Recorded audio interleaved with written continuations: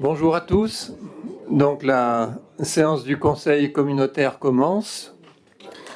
Appel des conseillers, donc moi-même présent. Madame Monnier. Présente. Madame Aubert. Présente. Monsieur Friedler. Présent. Monsieur Barthélémy. Présent. Monsieur Castel. La route. Oui, je sais, il me donne pourvoir. Il est en route pour Marseille pour de bonnes raisons. Bon, c'est vrai. Voilà. Madame Verduin. Madame Arnaud. Présente. Monsieur Jourdan. Présent. Monsieur Alster. Madame Canol. Présente. Monsieur Granet. Madame Mazella. Monsieur Forcu. Absent. Porcu, absent. Madame De Peretti donne pouvoir à Madame Thibault. Monsieur Migliaccio. Madame Thibault. Monsieur Garcia. Monsieur Demaria. Monsieur Cotreau. Absent excusé. Madame Samat donne pouvoir à Philippe Barthélémy. Monsieur Ferrara. Madame Guiroux. Monsieur Joannon. Madame Goard. Monsieur Maubé. Madame Larléloire. Madame Sergent. Monsieur Deleda. Madame Bonifay. Monsieur Tessier. Madame Noël. Madame Long. Madame Serre. Monsieur Collet. Madame Salle. Monsieur Perrier. Absent excusé. Madame Corti donne pouvoir à Madame Serre. Monsieur Reynard. Madame Bourron donne procuration Monsieur Rocheteau. Monsieur Rocheteau.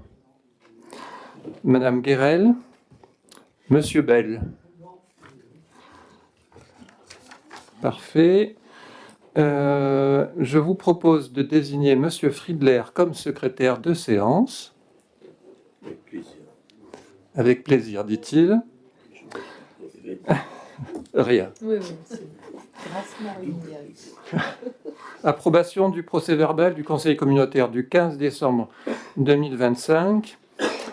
Pas d'observation, pas de vote contre ni d'abstention. Les décisions, donc, elles sont dans le dossier.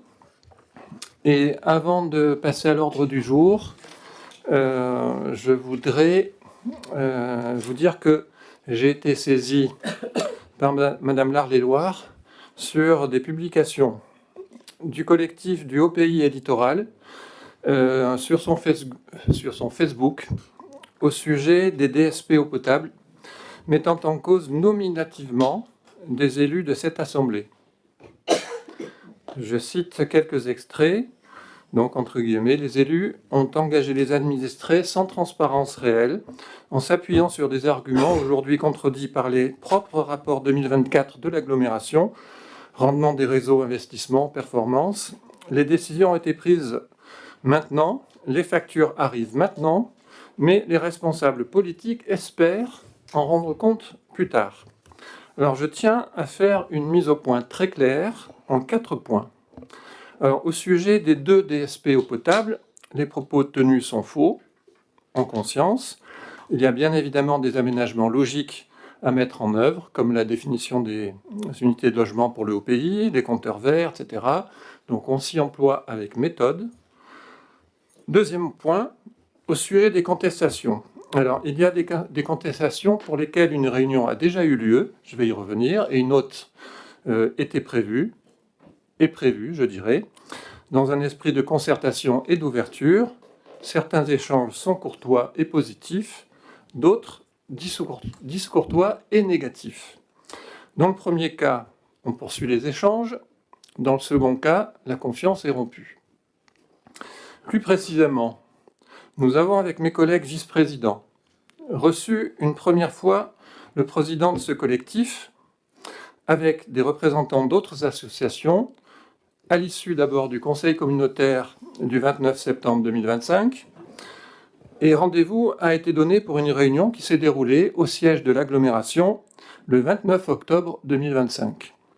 J'ai rappelé lors de cette réunion, en présence d'un journaliste de Var Matin, pour plus de transparence, que j'avais créé un groupe de travail pour travailler sur ces DSP justement.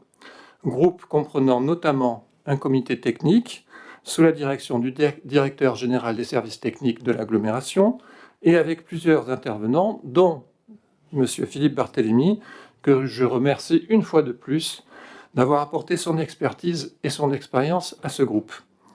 Ce comité, travaillant sur l'élaboration des DSP, la fixation du prix de l'eau, mais également des questions juridiques plus précises, comme les unités de logement notamment, j'ai indiqué également qu'un avocat avait été saisi afin de sécuriser la solidité juridique du travail effectué.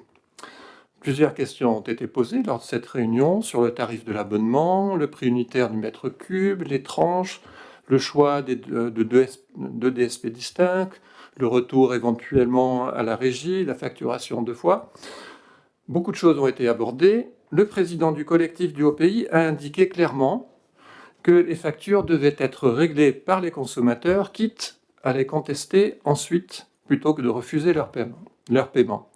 Il a salué la transparence et la qualité de nos échanges et précisé qu'aucune action judiciaire ne serait engagée avant notre prochaine rencontre prévue en début d'année. Cette nouvelle réunion était en préparation, comme prévu, mais le président de ce collectif a cru bon devoir trahir sa parole et nous avons reçu à l'agglomération un courrier d'avocat le 8 janvier, nous intimant notamment d'abroger les délibérations d'attribution des DSP, de prendre toute mesure utile pour suspendre les opérations de facturation et d'engager une mesure d'expertise sous couvert d'un magistrat financier de la Chambre régionale des comptes. Avec en conclusion d'un réquisitoire fleuve de ce courrier d'avocat, ces termes menaçants, je cite, « À toutes fins utiles, je vous informe que je suis d'ores et déjà mandaté pour saisir le préfet du Var ainsi que le procureur financier de la Chambre régionale des comptes PACA à ces fins. » Troisième point, il y a donc une démarche par intermédiaire d'avocats engagée par ce collectif du Haut-Pays et du littoral contre le principe même des DSP, contre les budgets annexes, et les conseils de la CASB examinent en ce moment même ces recours et la CASB se défendra bien évidemment.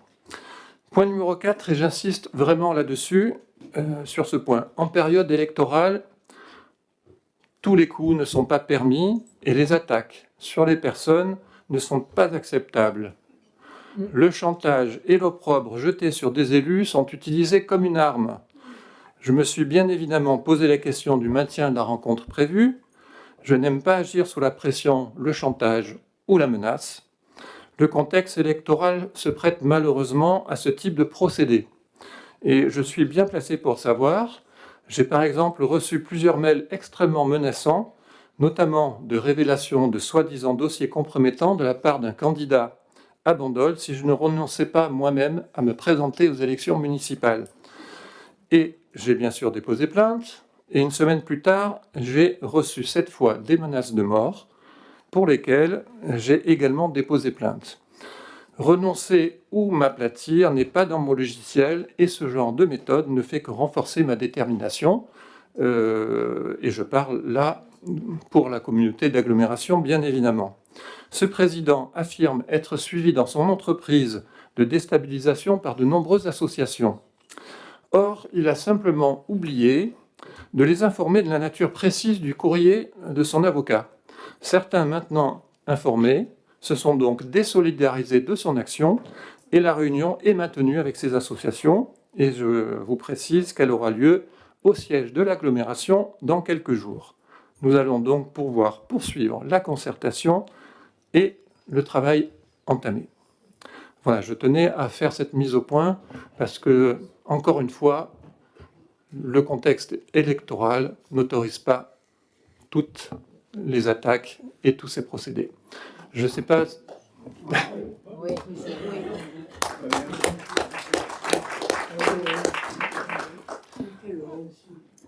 Alors, je ne sais pas si Philippe Barthélemy va ajouter quelque chose, Madame Laure-les-Loire.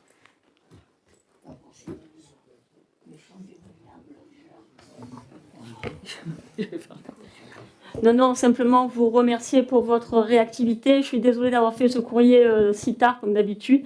Voilà, je m'en excuse. Mais bon, je pense qu'il n'y avait pas d'autre solution que de rendre les choses transparentes. Voilà. Merci.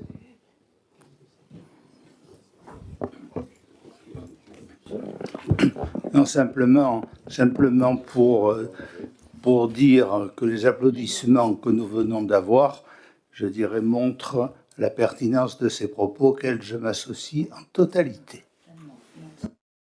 Merci à tous. Nous allons passer à la première délibération.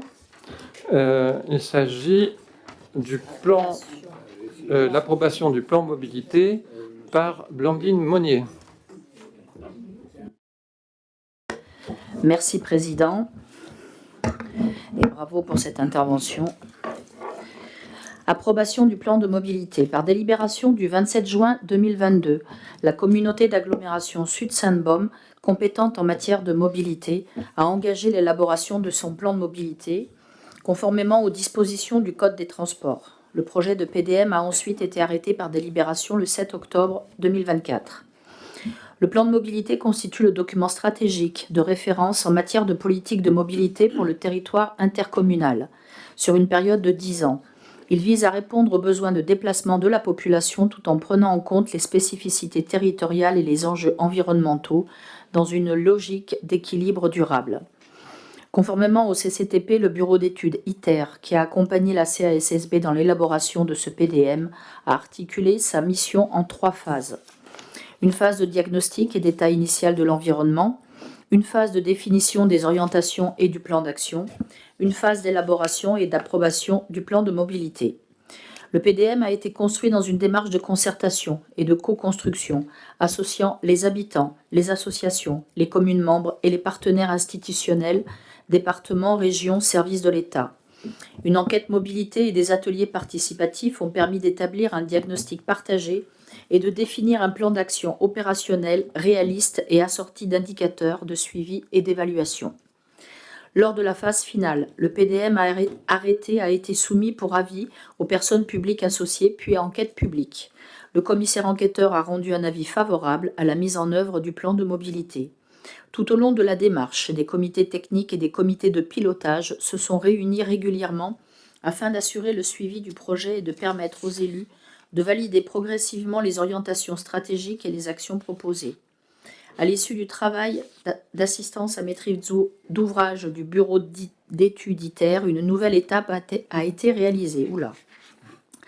Beaucoup à lire.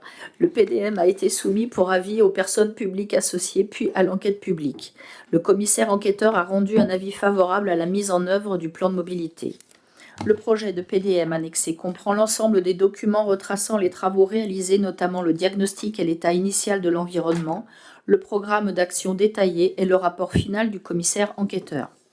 Le PDM aborde l'ensemble des enjeux de mobilité du territoire, incluant le développement des transports collectifs et des modes actifs, la promotion des alternatives à l'usage individuel de la voiture, la gestion du stationnement et des livraisons, la mobilité inclusive ainsi que la gouvernance, l'animation et la communication autour des changements de pratiques.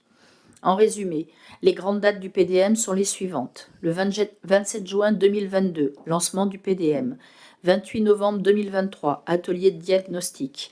26 mars 2024, atelier plan d'action. 7 octobre 2024, arrêt du PDM. Du 11 septembre au 13 octobre 2025, enquête publique. 27 janvier, présentation en comité des partenaires et 9 février 2026, approbation du plan de mobilité. Concernant la continuité cyclable sur le territoire du littoral, certaines sections font encore l'objet de contraintes techniques identifiées. La commune de Sanary, notamment, a participé de manière constructive aux réflexions et reste engagée avec l'agglomération et les partenaires institutionnels dans la poursuite des études permettant d'envisager des évolutions ultérieures réalisables techniquement.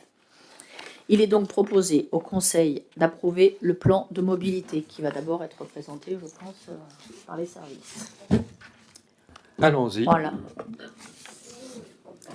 Monsieur Laugier, le responsable du service mobilité, va vous présenter le PowerPoint résumant tout ça. Alors, c'est le cabinet ITER qui va présenter. J'ai une délégation. Pardon, cabinet ITER, excusez-moi. C'est pas grave. Merci beaucoup, la vice-présidente. Donc, on va vous présenter le PDM, donc, qui fait l'objet, là, aujourd'hui, d'une approbation, après tout un temps qu'on vous a expliqué, qui était le temps d'étude, le temps de concertation, le temps d'arrêt et toute la partie réglementaire avec les publics associés. Donc, on va pouvoir commencer.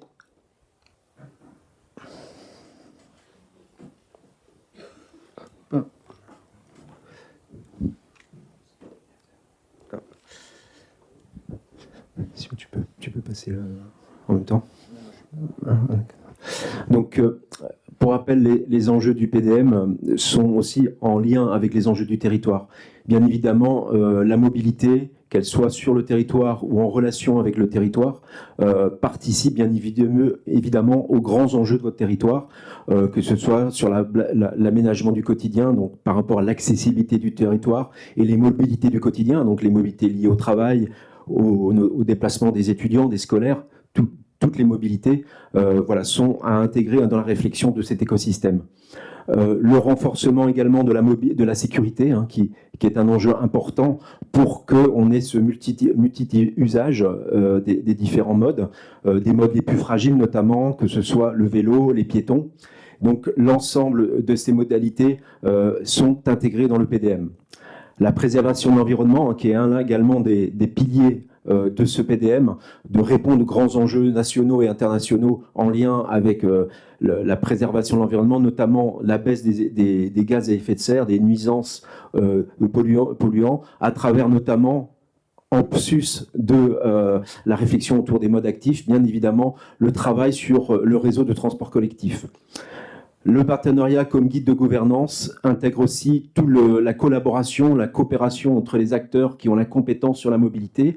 Vous le savez, donc la compétence mobilité intrinsèquement est portée par l'agglomération. Autour, dans le bassin de mobilité, il y a d'autres agglomérations, que ce soit Toulon Métropole, Marseille, agglomérations qui sont également des grands AOM, autorisatrices de mobilité, mais des compétences sont également à l'échelle des communes, notamment la voirie, le stationnement. Donc c'est tout un écosystème d'acteurs qui doit être engagé dans cette réflexion.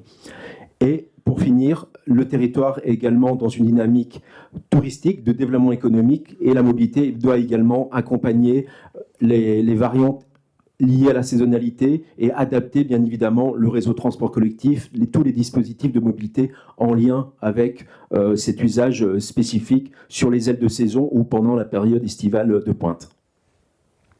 Je vais aller vite sur le calendrier, Madame la vice-présidente l'a présenté, tout un temps d'études, tout un temps d'études, de diagnostic, de stratégie, d'élaboration du PDM, donc avec des temps de validation, avec donc le technique et le politique, et surtout des temps de concertation.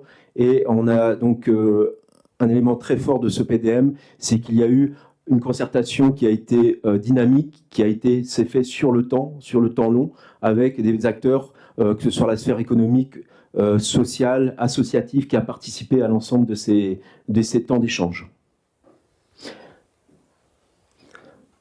Le PDM, donc, dans sa configuration de feuille de route à 10 ans, comme on l'a dit précédemment, aborde donc l'ensemble des thématiques, que ce soit du transport collectif en commun, donc le réseau urbain de la desserte interne, qui entend évidemment aborder la question du transport collectif pour le développer, le renforcer, on en parlera un peu plus loin, et également par rapport à des dessertes spécifiques, notamment en période estivale.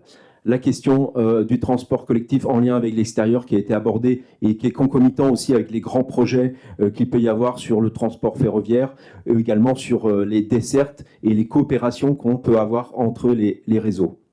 Les modes actifs, donc, qui a fait l'objet également d'un schéma cyclable qui s'est fait de manière concomitante, qui est plutôt intéressant parce qu'on est resté dans les mêmes logiques, et donc le schéma directeur cyclable ayant été réalisé dans le cadre du PDM, a aussi abordé les questions d'intermodalité et les cohérences qu'il pouvait trouver non pas seulement sur une action monomodale liée au vélo, mais aussi comment ils pouvaient s'intégrer dans les liens et les renforcements des autres modes. La voiture autrement, c'est la question de l'autopartage, du covoiturage, de la mutualisation de la voiture en tant que véhicule permettant aussi de faire des gains de diminution d'empreintes, notamment environnementales, à travers l'autopartage. Donc on a des réflexions notamment autour des aires de covoiturage qu'on va pouvoir aborder. La question du stationnement, levier très fort en matière de dynamique autour notamment du développement des transports marchandises, mais aussi du développement des transports collectifs. C'est un des leviers qui permet aussi de le rendre attractif. La mobilité inclusive ou solidaire, donc autour des publics en difficulté de déplacement, et toute la partie management de la mobilité, de la communication, autour également de l'accompagnement des entreprises à aller vers la mobilité plus raisonnée et plus décarbonée des salariés. Donc toute une réflexion aussi, et également dans le renfort d'ingénierie de l'agglomération. Donc l'ensemble de ces axes stratégiques, ces 21 actions et plus de 43 mesures qui seront à suivre pendant les 10 prochaines années. Donc on va faire un petit zoom sur 5 actions clés. Tout d'abord sur développer et renforcer le réseau de transport collectif, la question du maillage cyclable et piéton du territoire, la question des aires de covoiturage, de la stratégie de communication et de l'accompagnement des entreprises au sujet de la mobilité. Donc la première action, c'est développer et renforcer le réseau de transport collectif. L'idée dans cette action importante pour le territoire, se ferait en 3 volets. Unifier le réseau de transport collectif, donc avoir un nom commercial, une information voyageur, donc d'avoir cette unité de réseau qui soit organisée, même si aujourd'hui il existe, il a besoin d'être unifié à ce niveau-là. La question d'un travail qui sera conséquent, mais qui va apporter également, je pense, des éléments très forts en matière de report modal, c'est la restructuration de l'offre urbaine en termes de fréquence, d'amplitude, d'annualisation. L'idée, c'est aussi répondre aux besoins des usagers, pas que de certains types d'usagers, de l'ensemble des usagers, tout évidemment en gardant les équilibres des budgets et les budgets associés à la mise en place de ce réseau. Engager également une réflexion sur l'optimisation de l'offre urbaine avec l'offre scolaire. Ces deux champs du transport collectif interne sont à associer. Donc, en termes de temporalité de mise en œuvre, on est plutôt sur du court terme. Avant 2026, donc avec une unification du réseau, l'optimisation de l'offre scolaire. Et à court terme, donc plutôt d'ici 2028, vraiment un étoffement de l'offre, un développement conséquent de l'offre du transport collectif sur l'agglomération. Les clés de réussite de cette action, c'est le déploiement d'une offre visible et lisible. L'idée, c'est qu'on prend le réseau, on prend le transport collectif lorsque ça répond à ses besoins de manière facilitante. La question de la concertation également sur la construction des itinéraires, de la localisation des arrêts, tout en gardant bien évidemment, comme je disais, l'équilibre et un choix de logique qui répondent bien évidemment aux usages. Et les niveaux d'offres à déployer qui doivent être suffisants pour capter de nouveaux usagers. L'idée d'un réseau, c'est aussi amener des personnes, pas tout le temps, mais qui pourraient ne pas utiliser tout le temps leur voiture ou pouvoir utiliser les transports collectifs pour des logiques d'usage et de déplacement qui leur conviennent et qui soient effectivement aussi concurrentiels et performants. Quelles avancées aujourd'hui par rapport depuis l'arrêt du PDM, donc à l'automne dernier? La rédaction d'un cahier des charges donc, pour un nouveau réseau qui est en cours de réalisation et donc qui permettra de lancer l'appel d'offres, et une amélioration donc en cours également de la navette de Signes, du plateau de Signes, avec de nouveaux horaires et une nouvelle amélioration à venir, donc grâce notamment à un doublement du budget par rapport à 2025. Doublement du budget ne veut pas dire doublement de l'offre, mais en tout cas une amélioration conséquente de l'offre pour desservir l'ensemble des entreprises de ce plateau. Plus de 3000 salariés, si je ne m'abuse, si ça n'a pas augmenté depuis. La question du maillage cyclable et de piéton du territoire, donc, qui fait l'objet, comme je l'ai dit tout à l'heure, d'un schéma directeur cyclable, donc une étude amont permettant d'identifier les itinéraires de désir et les typologies d'aménagement, les kilométrages et également des premiers budgets, a été réalisée. Donc l'idée de cette action, évidemment, c'est de poursuivre l'aménagement des centres-bourgs. Donc c'est aussi en cohérence avec la question de la marche, la question de l'accessibilité, notamment à travers les PAV, donc les plans d'aménagement de voirie. Le travail également sur le maillage cyclable, c'est comme un réseau, le vélo, c'est aussi organiser des liens, des continuités, sécuriser, on l'a parlé tout à l'heure, qui est l'un des enjeux forts autour du territoire, les enjeux et pour faciliter l'usage de tous les publics. Poursuivre et terminer l'aménagement de la vélo route 65 sur le territoire, donc il y a cette dimension régionale, et notamment fortement attractive également pour la manne touristique et le vélo-tourisme, mais qui a ces doubles vocations, mixité quotidienne, déplacement quotidien, mais aussi touristique. Et comme je disais tout à l'heure, donc la logique des usages qui doit se faire également en rabattement sur les gares, qui sont des lieux d'intermodalité importants, surtout que vous avez des gares, 3 gares sur le territoire, et aussi la desserte des collèges, les collégiens étant des publics où le vélo peut être vraiment un levier fort pour les amener à être aussi des futurs cyclistes du pendulaire des prochaines années. La temporalité de mise en œuvre, donc c'est le court, moyen, long terme. On est sur un schéma cyclable qui doit se faire sur plusieurs années. C'est beaucoup d'investissements. L'idée, c'est de déployer des itinéraires continus, de relier les principaux pôles générateurs de déplacement, d'également s'appuyer sur des aménagements qui soient peu coûteux à certains endroits. Lorsque le trafic est faible, on peut trouver des aménagements, du jalonnement qui peut être adapté. Et lorsque, bien évidemment, on est obligé de passer par des voiries fréquentées, il faut mettre du site propre, il faut sécuriser le déplacement. Donc tout ça fait l'objet de la réflexion du schéma. Mais aujourd'hui, on devra passer à la phase opérationnelle et accompagner cette réflexion d'infrastructure aussi également par du serviciel, par du service vélo, c'est-à-dire également du mobilier pour stationner son vélo. Comme pour une voiture, il faut sécuriser son vélo. Aujourd'hui, le développement des vélos à assistance électrique, avec un coût important de ces engins, demande aussi à sécuriser et aussi à trouver des dispositifs de réparation liés à l'utilisation de ce mode. Les avancées aujourd'hui depuis l'arrêt du PDM, donc c'est également rédaction de cahier des charges pour des études de faisabilité technique, notamment sur le tronçon qui a été identifié comme prioritaire entre Bandol et le Bosset. Il va faire l'objet également d'un travail important en termes de réflexion, parce qu'on est sur des itinéraires, notamment d'utilisation de la partie de rivière, donc qui est de lit supérieur, qui est important aussi à aménager et à réfléchir. Et donc, la proposition également d'itinéraires à traiter à court terme, avec plutôt des éléments dits légers, donc du jalonnement. Donc, ce sont des aménagements également qui peuvent être réalisés de manière plus facilitante, notamment sur les destinations secondaires.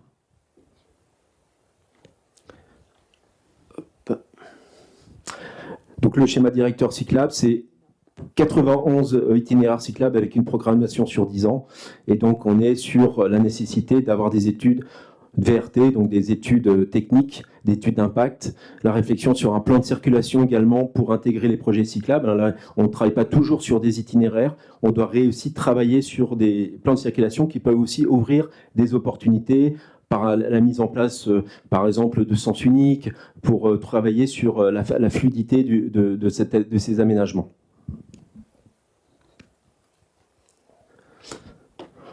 La question des aires de covoiturage, qui est l'une des actions également importantes, parce que c'est un lieu aussi de mutualisation qui est apporté aux conducteurs, notamment dans leur déplacement pendulaire. Donc on a 3 aires formelles qui, sur 2, dont 2 sont à moins de 300 mètres l'une de l'autre, la 1 et 2 que vous voyez sur la carte. La première aire qui est l'aire du Castelet, qui a plus de 38 places, qui a exactement 38 places et avec un taux d'occupation de 100%, donc c'est une aire saturée. Et l'aire numéro 2 qui est vraiment à côté, par contre c'est là qui est l'aire du Castelet, du parking de route des sources, qui par contre, même si elle a quasiment autant de place, est sous-occupée. Et donc, il y a un travail de voir comment on peut trouver une amélioration à ce niveau. L'aire numéro 3, qui est l'aire de Bandol, notamment au niveau du rond-point Alphonse Juin, 62 places, un taux d'occupation d'un tiers, qui est donc dit sous-occupé, sur lesquels il faut également avoir un travail d'aménagement, de programmation pour les rendre, pour améliorer leur taux d'occupation. Une aire en projet à court terme sur Evnos, la route de Toulon, qui est également en projet. Donc les aires de covoiturage, par rapport à ça, donc c'est sur 2 volets. Travailler avec les partenaires pour l'amélioration de l'aménagement des aires de covoiturage. Une aire de covoiturage, c'est pas seulement un parking. C'est bien évidemment des places dématérialisées, et des aires de service. On peut accoler des box vélos, une aire de transport collectif et même quelques services si besoin. C'est vraiment un spot, c'est ce qu'on appelle aujourd'hui même un hub de mobilité qui doit vraiment être attractif aussi lorsqu'on veut laisser sa voiture toute la journée. Donc l'idée, c'est vraiment de la rendre visible, la rendre attractive à ce niveau-là.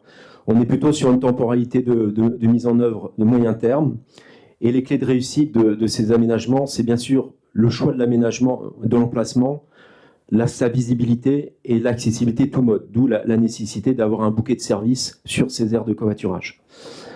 Quelle avancée depuis l'arrêt du PDM? On a vu la carte tout à l'heure, c'est une aire nouvelle en projet, celle d'Evnos, et le projet de requalification de l'aire numéro 2 par Escota, donc qui est une filiale de Vinci.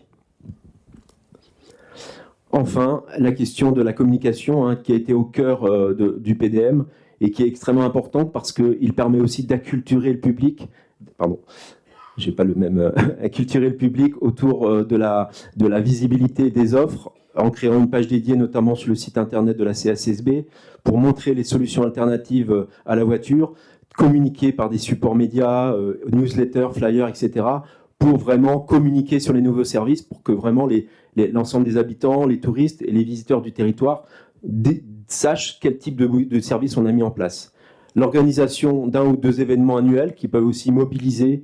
On parle là par exemple du challenge de la mobilité, de la semaine européenne de la mobilité, qui peut être aussi où il y a un attendu qui est aussi un challenge sur lequel il y a une communication nationale, donc qui est intéressant à avoir.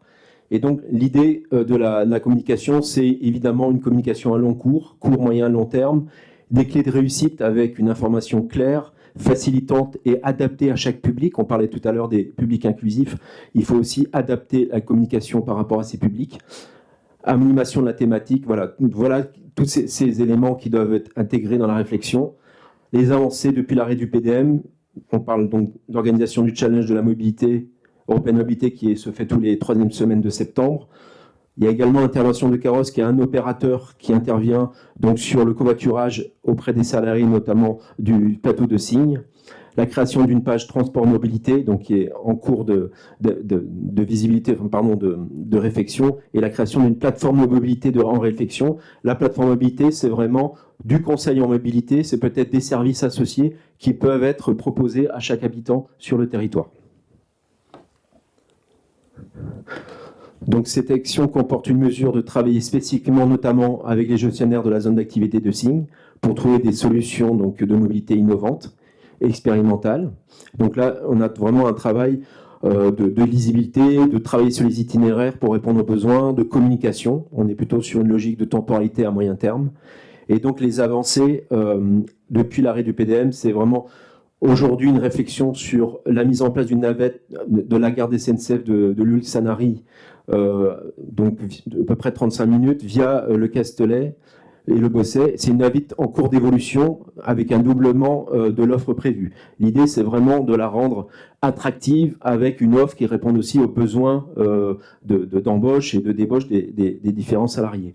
La poursuite du partenariat avec Carrosse et l'animation de Carrosse sur le plateau de Signes pour intégrer l'ensemble des mobilités, pas seulement les transports collectifs avec la navette, mais aussi toutes les autres mobilités, notamment le covoiturage à travers Carrosse pour faciliter les déplacements pendulaires des salariés de Signes. Je vous remercie de votre écoute. Je suis ouvert à vos questions si besoin. Merci, Monsieur Robin.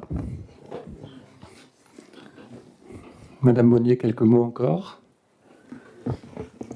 Avant d'ouverture aux questions, je trouve que c'est un travail extrêmement intéressant qui a été mené avec une grande participation, comme je le disais tout à l'heure, sur la lecture, ce qui est extrêmement satisfaisant et montre l'appétence du territoire sur ce sujet. Donc on peut s'en féliciter et maintenant il va falloir le déployer et travailler pour l'opérationnalité. Je laisse les questions, si questions il y a. Madame Salle. Oui. Alors, j'ai à la fois une question et à la fois une interrogation sur une des actions sur laquelle il n'y a pas eu de zoom, qui concerne le Bossé, mais aussi par extension une partie du Castellet et Evenos. Cette action, c'est l'action qui est numérotée E31 et qui prévoit, je cite, entre 2027 et 2029, de continuer la réflexion sur les aménagements à mener au regard du point dur du Bossé en intégrant les modes actifs dans la conception des voiries. Alors, comme vous le savez, les élus du Bossé, tous ici présents, sont intervenus déjà à plusieurs reprises pour le signaler. Au Bossé, on rencontre un problème important de circulation automobile. Et c'est pour ça que je dis que ça intéresse aussi par ricochet le Castellet et Evenos, parce que finalement, ce point dur automobile, il finit par faire tache d'huile.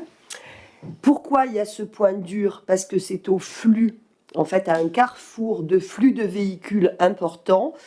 On avait identifié un flux, évidemment, de camions et véhicules utilitaires à direction de la zone artisanale du Castellet et de la zone industrielle de Signes. Mais il n'y a pas que cela. Il y a des flux très importants et de plus en plus importants domicile-travail à partir de la sortie d'autoroute pour aller desservir le Bossé, Signes, Evenos et par là même Toulon-Ouest même et Olioul, parce qu'en fait les gens évitent l'autoroute, ont une stratégie d'évitement de l'autoroute et passent par cette route-là. Donc, aux horaires de trajet domicile-travail, la traversée du Bossé est devenue, qu'est-ce que je pourrais dire, une difficulté absolue. C'est bouché presque à la sortie de l'autoroute. Donc, moi, je comprends bien que l'on dise que l'on va continuer la réflexion. Mais ce que je voudrais dire, c'est que je ne pense pas que les habitants de cette zone pourront se contenter que l'on continue la réflexion. À mon avis, il faut passer de la réflexion à certaines actions, même si elles ne sont pas forcément d'envergure, puisque je comprends bien que les actions d'envergure dépassent la responsabilité de la communauté d'agglo, mais peut-être qu'il faut déjà, au niveau de la communauté d'agglo, chercher à alléger une partie de ce trafic qui passe en ce lieu. Je ne sais pas comment, il y a certainement des solutions à trouver, et moi j'aimerais que l'on active cette réflexion. Voilà, tout simplement ce que je voulais dire sur ce point dur, puisque visiblement dans les cartes, c'est le point dur de la communauté d'agglo. Alors cette problématique est prise en compte depuis très nombreuses années, puisque vous n'êtes pas sans savoir que c'est un sujet qui occupe les élus du territoire et notamment de la commune du Bossé depuis très très longtemps.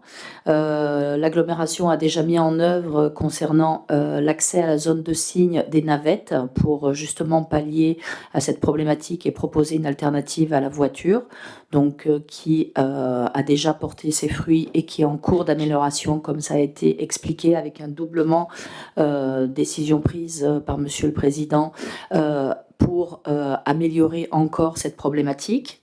Il y a l'application Carrosse qui a été mise en place aussi, de manière à proposer aux habitants du territoire un covoiturage leur permettant de ne pas prendre des voitures solo, puisque c'est aussi le problème. Il y a certes le problème des camions, mais il y a le problème des voitures. Beaucoup de voitures qui roulent avec une seule personne. Donc tout un tas de mesures qui sont mises en œuvre et une réflexion pour une voie d'évitement. Mais comme vous le savez, ça prend du temps. Il y a des réflexions sur du foncier, sur tout un tas de choses à mettre en œuvre, donc ça ne pourra pas se faire d'un coup. Il s'avère que l'étude qui a été faite sur l'accès au plateau de Signes, donc portée par la CCI avec l'agglomération, le département du Var la région et les Bouches-du-Rhône, a démontré que la plus grosse partie des camions dépassait la zone de Signes et donc ne s'arrêtait pas que à Signes. Donc ce n'est pas que le plateau de Signes qui crée la problématique, mais c'est un vrai problème qu'il faut prendre en compte et c'est de la responsabilité des élus de trouver des solutions et de se mettre d'accord dessus tous ensemble. Président, si tu as des choses à...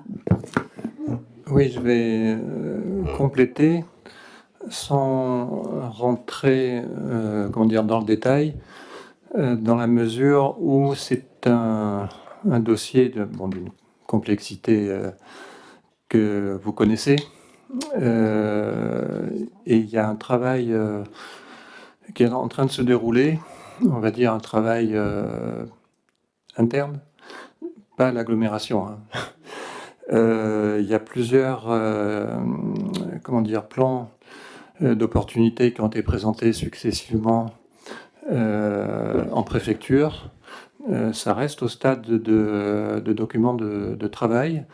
Il y a eu, il n'y a pas très longtemps, une commission de pilotage.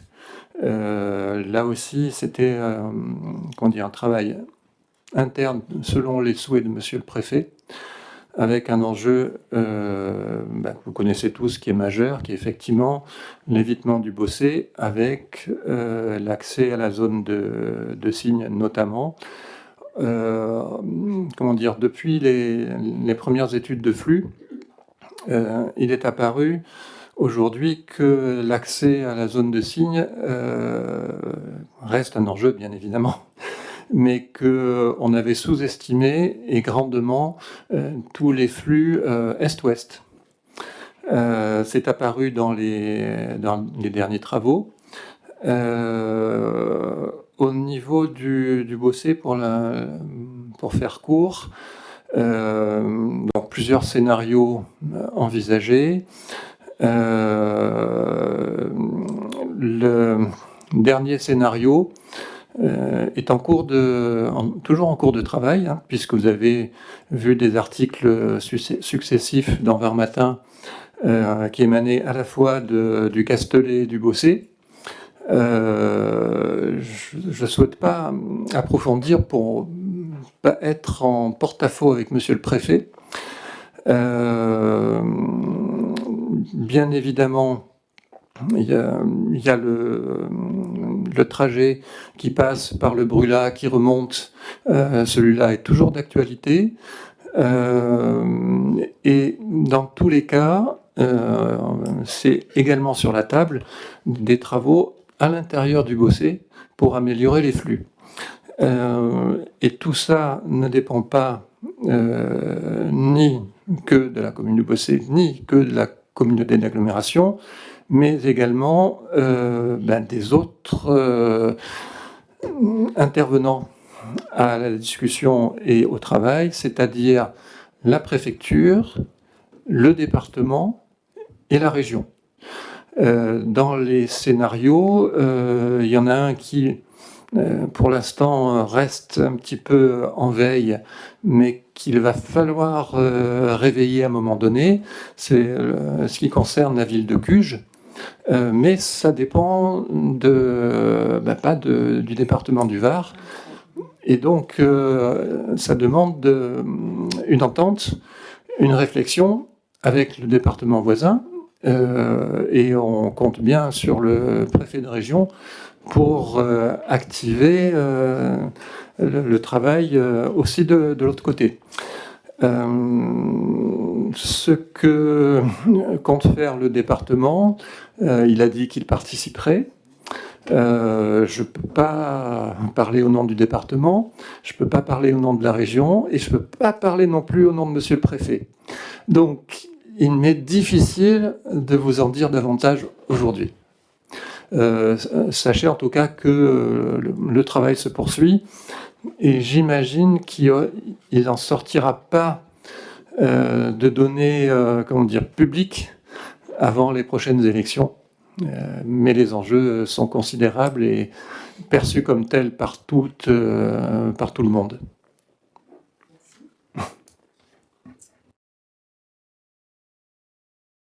Y a-t-il d'autres questions ?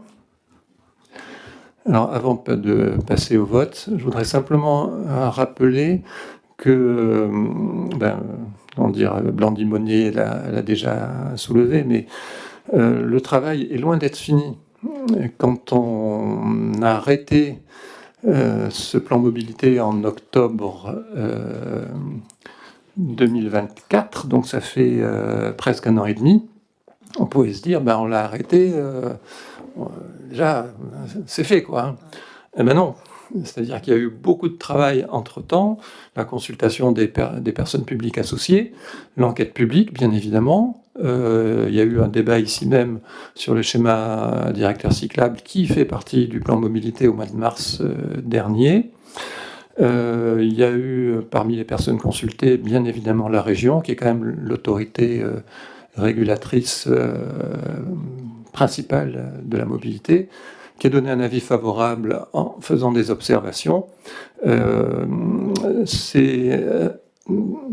Rien n'est figé aujourd'hui.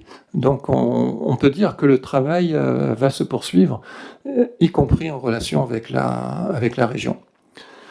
On passe au vote. Pas de vote contre, pas d'abstention. Eh bien, je vous remercie. On peut s'en féliciter. Oui, merci à tous. C'est un gros dossier très important pour le territoire. La délibération numéro 2, beaucoup moins intéressante pour le territoire. Elle concerne la ville de Bandol. Il s'agit d'un transfert de maîtrise d'ouvrage pour la réalisation de travaux de raccordement en eau potable pour le futur stade de football, du fait de l'insuffisance du réseau existant et notamment pour la défense incendie. Le montant, vous l'avez, 313 000 €. Bien évidemment, c'est la commune qui paye et il n'y a aucune rémunération pour la commune de Bandol. Peut-être l'information la plus importante que je peux vous donner, c'est qu'il y a eu le premier match retour pour les jeunes et Bandol l'a emporté 6-4. Alors si vous me demandez quand est-ce qu'il y aura le deuxième set, je ne sais pas. Pas de vote contre, pas d'abstention. Je vous remercie. On passe à quelques délibérations RH. Madame Blandine Monnier. Alors, merci Président. Point numéro 3, délibération 3. Gratification des stages de l'enseignement supérieur d'une durée supérieure à 2 mois et adoption de la charte d'accueil du stagiaire. Dans le cadre de leur cursus de formation, les étudiants de l'enseignement supérieur doivent effectuer des stages afin notamment d'acquérir des compétences professionnelles et de favoriser leur insertion dans la vie professionnelle. Au sein de la communauté d'agglomération, la délibération numéro 92-2014 prévoyait le versement d'une gratification pour les stages d'une durée supérieure à 2 mois allant jusqu'à 6 mois maximum. Au regard de l'évolution de la réglementation, il est proposé de la mettre à jour et ainsi de définir le montant de la gratification à 15% du plafond horaire de la sécurité sociale. Pour info, il est en 2026 à 30 €. De plus, il est proposé d'adopter une charte d'accueil du stagiaire afin d'instituer une démarche qualitative au sein de la communauté d'agglomération.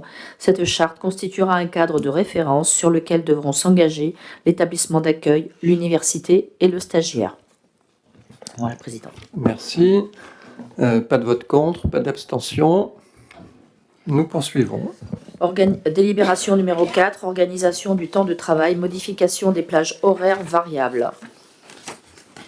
Pour l'ensemble des services, les agents peuvent moduler leurs horaires de travail sous réserve des nécessités de service dans le cadre d'un dispositif d'horaires variables. L'organisation des horaires variables doit être déterminée en accord avec la hiérarchie en tenant compte des missions spécifiques des services et des nécessités de service public. Les agents effectuent leur temps de travail en respectant des plages horaires fixes qui correspondent aux heures pendant lesquelles les agents doivent obligatoirement être présents à leur poste de travail. Afin de permettre aux agents communautaires de moduler leurs horaires journaliers de travail, il est proposé d'étendre les plages horaires variables actuelles de 30 minutes. Ainsi, il est proposé que les plages horaires variables et fixes pour les agents communautaires, services administratifs et techniques soient les suivantes. Plage horaire variable entre 7h et 9h30 le matin, plage horaire fixe 9h30, 11h, pause méridienne flottante entre 11h et 14h30 d'une durée minimum de 30 minutes, plage horaire fixe 14h30, 16h, plage horaire variable 16h, 19h. Voilà, Président. Merci. Pas de vote contre, pas d'abstention. On continue. Point suivant, délibération 5, transformation, suppression et création d'emplois. Au terme des dispositions du Code général des collectivités territoriales, les emplois de chaque collectivité ou établissement sont créés, transformés et supprimés par l'organe délibérant au regard de la nature du besoin destiné à répondre aux exigences du service public. Dans le cadre d'une démarche d'évolution des pratiques managériales, organisationnelles, fonctionnelles et collaboratives, il est proposé de modifier l'intitulé du pôle RH et numérique par pôle transformation des pratiques. À ce titre, la directrice des ressources humaines redevient un emploi permanent distinct. Aussi, il est proposé de supprimer l'emploi d'adjoint à la directrice des ressources humaines devenu inutilement vacant. Au sein du pôle finance et prospective, il est proposé de supprimer l'emploi d'adjoint à la directrice des finances et prospectives devenu vacant récemment. Au sein du même pôle et afin de répondre aux besoins, il est proposé de créer l'emploi permanent de contrôleur de gestion à temps complet catégorie A de la filière administrative. Et enfin, pour sécuriser la compétence relative à l'assainissement, notamment dans le cadre d'un départ à la retraite à venir, et afin d'assurer le tuilage des missions, il est proposé de créer l'emploi permanent de responsable d'exploitation assainissement à temps complet catégorie A de la filière technique. Voilà, Président. J'espère que ça a été clair. Pas de questions? Pas de vote contre, pas d'abstention. Je vous remercie. Donc on va passer à la délibération numéro 6. L'objet est intéressant, mais surtout j'en profite pour rendre un hommage tout particulier à notre collègue René Jourdan. Alors, c'est un secret pour personne que c'est notre dernier conseil communautaire avant les élections, mais c'est aussi la dernière délibération présentée par René Jourdan, au terme d'une carrière absolument remarquable et une longévité extraordinaire. Que d'années passées au service de sa commune et au service de l'agglomération. Donc vraiment, René, un grand merci, toutes nos félicitations pour cette longue carrière.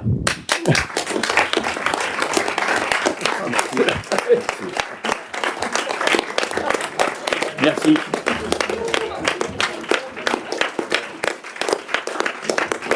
C'est beaucoup là. Ah. Merci.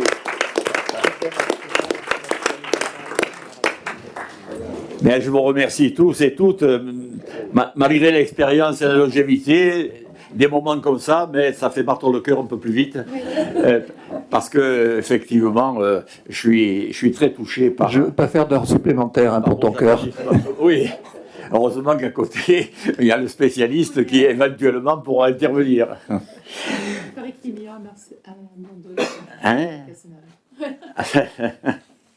On ne dit pas ça.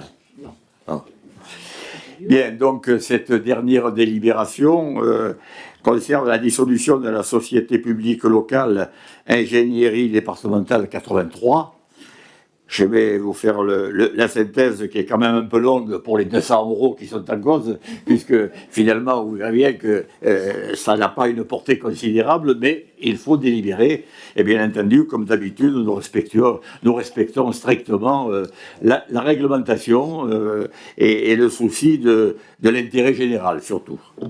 Donc la société Ingénierie départementale 83, dénommée ci-après la société, est constituée sous forme de société publique locale dotée d'un capital de 151 200 €, divisé en 756 actions d'une valeur nominale de 200 €. La société a été créée pour organiser des prestations de conseil et d'assistance au profit de ses actionnaires. Toute collectivité ou groupement de collectivités destinés à assurer la préparation et ou le suivi de tout projet relevant de leurs compétences dès lors qu'ils relèvent de l'intérêt général.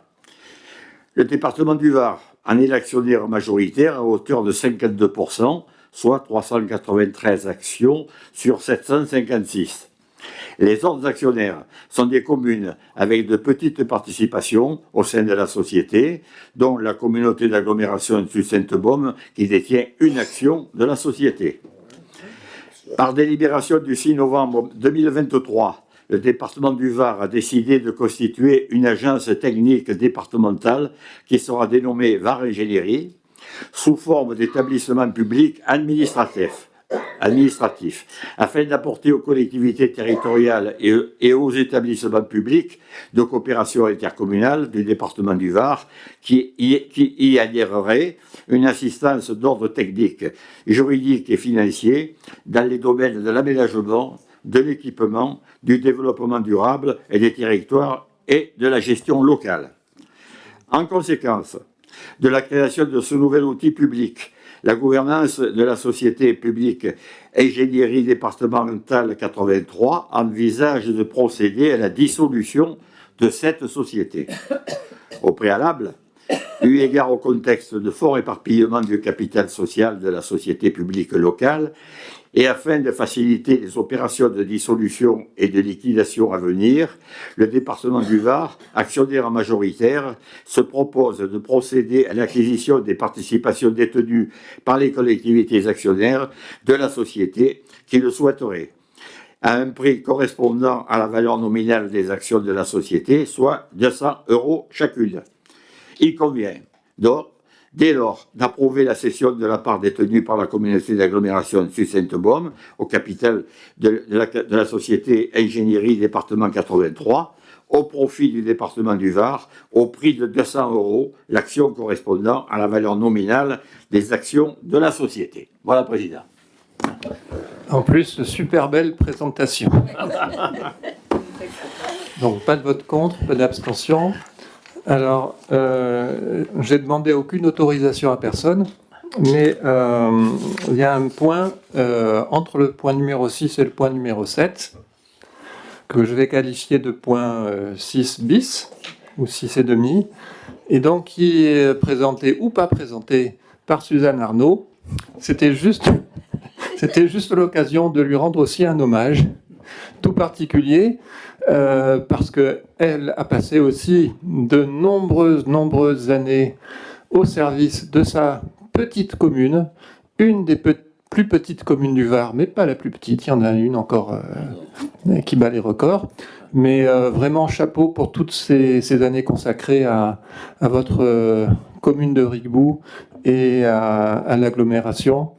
Merci et également toutes nos félicitations. Et une question, je voudrais savoir qui entre vous deux a le plus grand nombre d'années d'élus à son actif.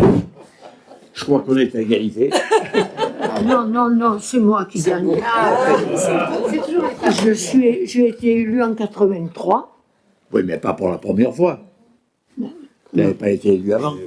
En 71. Eh bien voilà, comme moi, oui. Comme conseiller municipal. Non, ça va, c'est bon. Eh bien voilà.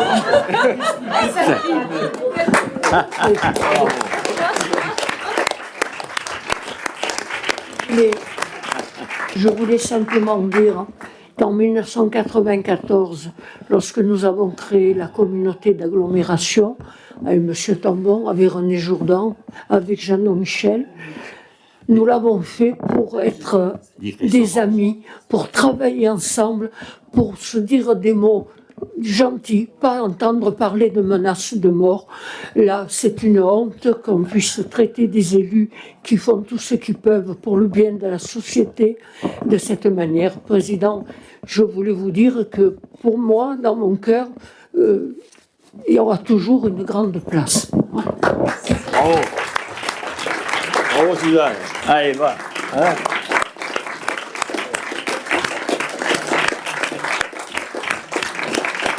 Voilà. C'est la soirée des adieux. Les deux. Alors, on va passer à la dernière délibération. Alors, Philippe, je ne suis pas certain que tu aies droit à une standing ovation, mais quand même, Parce que, bon, là, on parlait de 1971. Bon, t'es arrivé un tout petit peu plus tard, mais quand même, combien d'années en tant qu'élu? Ben, en 1971, je passais le bac, moi. Ceci étant, moi, je suis élu, mais que depuis 1989, donc c'est plus récent. Ça fait que 37 ans. Voilà. Il y a un maire de 18 ans. Voilà. Il y a un maire de 18 ans qui est juste bachelier et qui est en première année d'études supérieures. Tu vois, tu aurais pu. Hein. Bon. Donc tu as droit quand même à toutes nos félicitations. Merci.